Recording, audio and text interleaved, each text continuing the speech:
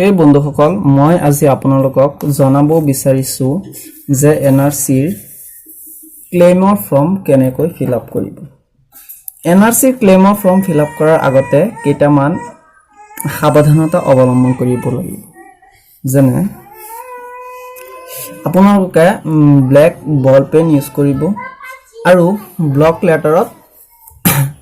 হেৰিকেইটা fill up কৰিব ফৰ্মটো fill up কৰিব আপোনাৰ এটো অলপ সাইচিটি ফিল আপ কৰিব যাতে ভুল নহয় যদি ভুল হৈ যায় তেতিয়া হলে তো আকৌ ক্লাইম কৰাৰ সুবিধা নাপাব পাৰে সো অলপ সাইচিটি কৰিব এতিয়া আমি আহো প্ৰথমতে কি লিখিব লাগিব ইয়াত আপুনি লিখিব জিটু এনআৰসি সেৱা কেন্দ্ৰত আপুনি জমা দিব তে আমাৰ ইয়াত আছিল ভকতগাঁও এনআৰসি সেৱা কেন্দ্ৰ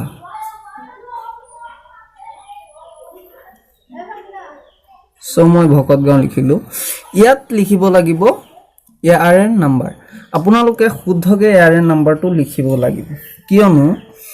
এই এআৰএন নাম্বাৰটো আপুনি যেটো এনআৰসি ক্লাইমৰ ফৰ্ম পাইছে এই ক্লাইমৰ ফৰ্মত কোনো ডিটেইলছ পোৱা নাযাব ইয়াত আপোনালোকে নামটো লিখিব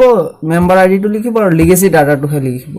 বাকি গাঁও বা জিবিলাক বয়সৰ ডিটেইলছ বাকিবিলাক ডিটেইলছ আপুনি এআৰএন নাম্বাৰৰ পৰা আগৰ যেটো ফৰ্ম আছিল হেইটোৰ পৰা মানে আপোনাৰ ল'ব সো আপোনালোকে এআৰএন নাম্বাৰটো অলপ শুদ্ধকে লিখিব এআৰএন নাম্বাৰটো আপোনাৰ আগৰ এনআৰসি ফৰ্মৰ যেটো এপ্লাই কৰিছিলে হেইটোত আপোনাৰ এইটো ষ্টিকাৰ লগোৱাৰ তলত আছে সো এই এআৰএন নাম্বাৰটো ভালকে লিখিব মই এআৰএন নাম্বাৰটো লিখিছো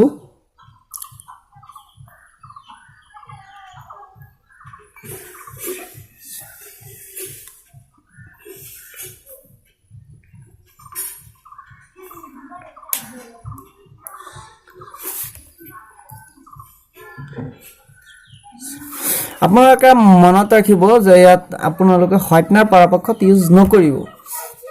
সো আপোনালোকে পৰাপক্ষত হোৱাইটনাৰ ইউজ নকৰিব তো আৰু এআৰএন নাম্বাৰটো দিব ধৰক আপোনাৰ বুৱাৰীৰ নাম অহা নাই তেতিয়া হলে এআৰএন নাম্বাৰটো মানে যেটো ফৰ্মত এপ্লাই কৰিছিল হে এআৰএন নাম্বাৰটো দিব যদি আপুনি বুৱাৰীৰ দেউতাকৰ ঘৰত এআৰএন নম্বৰ দিয়ে তেতিয়া হলে নহব আপোনাৰ যেটো ফৰ্মত মানে ধৰক জোৱাৰ ঘৰত যদি আগতে এপ্লাই কৰিছিল তেতিয়া হলে জোৱাৰ নম্বৰটো দিব এআৰএন নম্বৰটো দিব আৰু যদি দেউতাকৰ ঘৰত এপ্লাই কৰাৰ পিছত বিয়া হৈ গৈছে তেতিয়া হলে দেউতাকৰ ঘৰটো দিব লাগিব সো তেতিয়া হলে এআৰএন নম্বৰটো ভালকে চাইচিতি দিব দুই তিনিবাৰ চাব চাই পেলাই দিব পিছত আপোনালোকৰ কেইজনৰ নাম অহা নাই মোৰ তাত 4 জনৰ নাম অহা নাই সাপোজ মোৰ ইয়াত number 2 আফিয়া খাতুন অহা নাই আবু শাহিদ অহা নাই কল্পনা খাতুন আৰু নাজিমা খাতুন এই 4 জনৰ অহা নাই এজনৰ আহিছে সো মই 4 জনৰ কেনেকৈ কৰিম এইটো আপোনালোকে চাওক তো এতিয়া আমাৰ 4 জনৰ অহা নাই সিৰিয়াল নম্বৰটো লিখিব লাগে সিৰিয়াল নম্বৰ 1 2 3 4 সিৰিয়াল নম্বৰটো লিখিব আপোনালোকে সিৰিয়াল নম্বৰ কেটা লিখাৰ পিছত আপুনি ইয়াত নাম লিখিব মোৰ প্ৰথম নাম হৈছে যিজনৰ আহা নাই মানে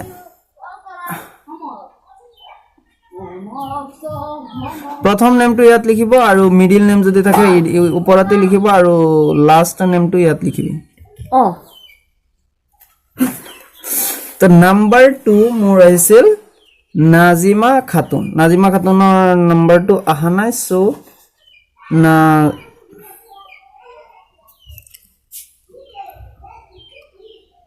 নাজিমা খাতুন ইয়াত মোবাইল নম্বৰ দিব পাৰে মোবাইল নম্বৰটো আপোনাৰ ম্যান্ডেটৰি নহয় সো মোবাইল নম্বৰ এটাই দিছো কাৰণ এটো মোবাইল নম্বৰটো দিলে মানে আপোনালোকে আপডেটটো এসএমএছত পাব সো নাম্বাৰ 3 ত আছে আবু শাহিদ তে নাম্বাৰ 4 ত কল্পনা খাতুন সো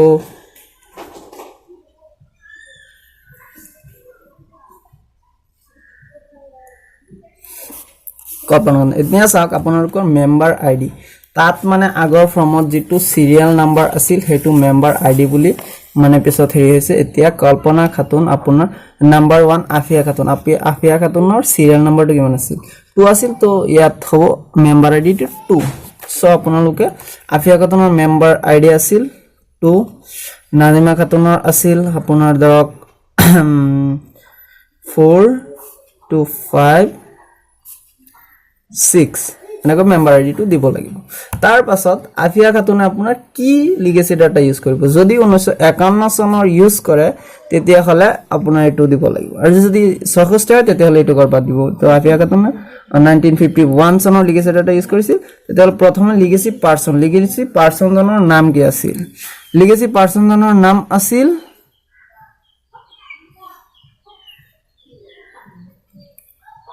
মকৰম আলী তো লিগেসি নাম্বাৰটো লিখিব লিগেসি নাম্বাৰটো হল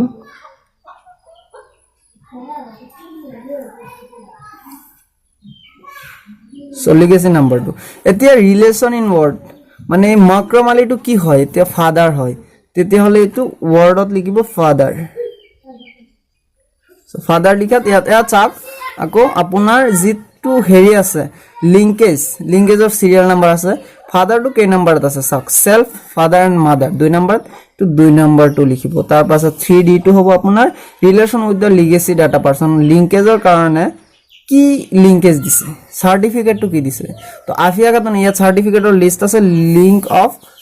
লিংকেজ ডকুমেন্টস সো লিংকেজ ডকুমেন্টছত দিছে আপোনাৰ আফিয়া খাতুনে দিছে আপোনাৰ ল্যান্ড ডকুমেন্ট তো ল্যান্ড ডকুমেন্ট 2 আছে 2 লিখি দিব তো এতিয়া নাজিমা খাতুনে 51 ইউজ কৰা নাই সো এটো বাদ দিব আবু শাহিদ 51 ইউজ কৰা নাই বাদ দিব কল্পনা বাদ দিব পিছত আপোনালোকে আহিব from number B side B এটো ক্যান্সেল হৈ গল এতিয়া সাইড বি ত আহিব বি কি কৰিব আপোনালোকে সিৰিয়াল নাম্বাৰটো লিখিব 1 2 3 4 তো সিৰিয়াল নাম্বাৰ লিখাৰ পিছত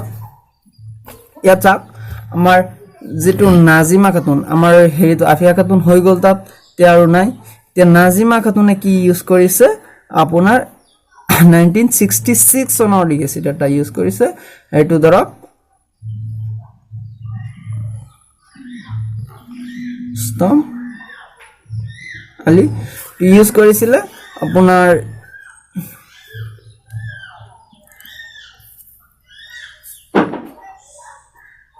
এটো দিছে এতিয়া ৰুস্তম আলীৰ লগত নাজিমাৰ কি সম্পৰ্ক ফাদাৰ সম্পৰ্ক হলে ইয়াত ফাদাৰ লিখিব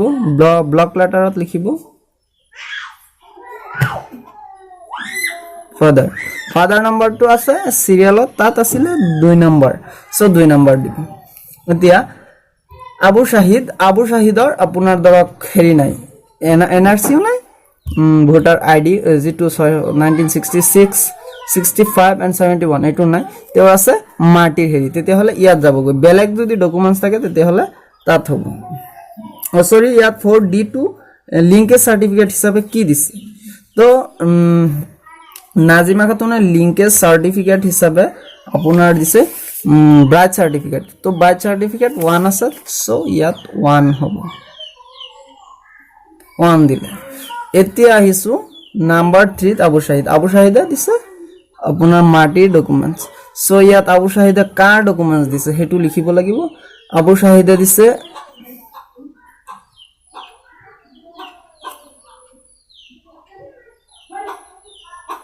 তাৰামিয়ানৰ পিছত এটো 5B2 আপোনাৰ আছে serial number of eligible documents এতিয়া চাগ লিগেসি ডাটাৰ সিরিয়াল নাম্বার ল্যান্ড ডকুমেন্টস আছে নাম্বার 3 তো ল্যান্ড আছে নাম্বার 3 এতে 3 দিব নাম্বার 3 ইয়াত লিখি দিব সো নাম্বার 3 তে রিলেশন কি হয় রিলেশন টু হয় তারামিয়াটো তেৰ গ্র্যান্ডফাদার সো গ্র্যান্ডফাদার বুলি লিখিব গ্র্যান্ডফাদার তো ইয়াত সিরিয়াল নাম্বার কিমানত আছে সো গ্র্যান্ডফাদার তো আছে নাম্বার 3 তো ইয়াত লিখিব 3 তে লিংকেজ সার্টিফিকেট তাৰামিয়াৰ লগত কি দিব তেও দিব voter ID so voter ID তো কিমান আছে ইলেক্ট্ৰল ৰোল তেৰ লিংকেজ ডকুমেন্টছত ভোটাৰ আইডি তো আছে ইলেক্ট্ৰল ৰোল 6 নাম্বার তো সো ইয়াত 6 দিব লাগিব এতিয়া আহিছো আমি নাম্বার 4 কল্পনা খাতুন তো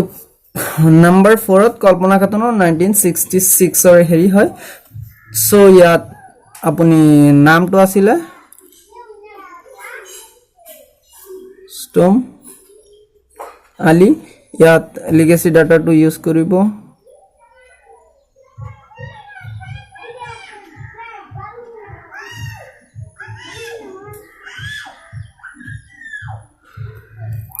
এতে কি হয় ফাদার হয় ফাদার লিখিব তো নাম্বার 2 ত আছে এতিয়া তেও ডকুমেন্টস টু কি দিলে তেও ডকুমেন্টস দিলে ওয়াদার্স মানে ওয়াদার ইয়াত এটা অপশন আছে ওয়াদার বুলি লিস্ট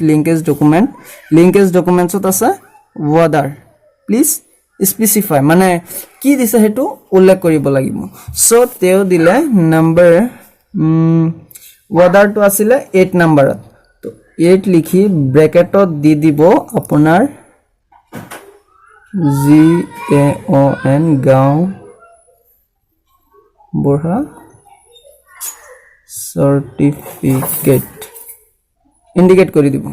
সো এইখিনি হৈ গল এতিয়া ফৰ্ম ফিল আপ আপোনাৰ হৈ গল এতিয়া আহিল আপোনাৰ কি serial number of claimant the claims কিমান জনে আপোনাৰ ক্লাইম কৰিছে তে নাম্বাৰ 4 আছে যেহেতু 4 হ'ব যদি আপোনালোকৰ ইয়াত 6 জন আছে 6 জনতকে বেছি কৰিছে তেন্তে আৰু এটা লব লাগিব সো তেতিয়া হলে আপুনি ইয়াত সি লিখিব ইয়াত অন্যথা যেহেতু মই 4 জন লৈছো আৰু এটা পেজ ব্যৱহাৰ কৰা নাই তেতিয়া হলে মই সি লিখিব না লাগে এটো কৰক পিছত এটো টোটাল নাম্বাৰ অফ ফৰ্ম কেটা নাম্বাৰ লৈছে যেহেতু এটা ইয়াত আৰু ফৰ্ম ইউজ কৰা নাই সো নাম্বাৰ অফ ফৰ্ম 1 দিব ইয়াত সিগনেচাৰ হ'ব ইয়াত সিগনেচাৰটো কৰিব লাগিব আপোনাৰ যেটো আগৰ মুৰব্বী আছিল আগৰ ফৰ্মৰ ইয়াত চাওক মুৰব্বীটো আছিল ৰুস্তম আলী সো ৰুস্তম আলীৰ সিগনেচাৰটো কৰিব লাগিব ইয়াত বুজিছে আপোনালোকে এটো ভালকে চাই চিতি লব লাগিলে 2-3 বাৰ চেক কৰিব চেক কৰি তাৰ পিছতে সাবমিট দিব এতিয়া যদি সাবমিট দি দিয়া তেতিয়া হলে আৰু আপোনালোকে চান্স নাপাব পাৰে তেতিয়া হয়তো টকা খৰচ কৰিব লাগিব সো আপোনালোকে আৰু এইটো আপোনালোকে এইকেজনে ইউজ কৰিব পাৰিব যি কেজনে আগতে এপ্লাই কৰিছিল এইটো ফ্ৰেশ এপ্লাই এতিয়া নহব সো ফ্ৰেশ এপ্লাই কৰিব নোৱাৰিব আৰু যদি আপোনালোকে কাৰেকশন ফৰ্ম আৰু অবজেকশন ফৰ্মৰ বিষয়ে জানিব বিচাৰে তেতিয়া হলে তলৰ ডেসক্ৰিপচনত মই লিংক দি দিছো লিংকত গৈ চাব পাৰে আৰু যদি মোৰ ভিডিওটো ভাল লাগিছে তেন্তে লাইক কমেন্ট শেয়াৰ আৰু মোৰ চেনেলটো সাবস্ক্ৰাইব কৰিবলৈ নাপাহৰিব আপোনালোকে মোৰ বাবে কোনো টেনচন নলব মোৰ গুটেই কেজন আহিছে এনআৰসিত নাম আহিছে সো আপোনালোকক বুজাবৰ কাৰণে ভিডিওটো বনাইছো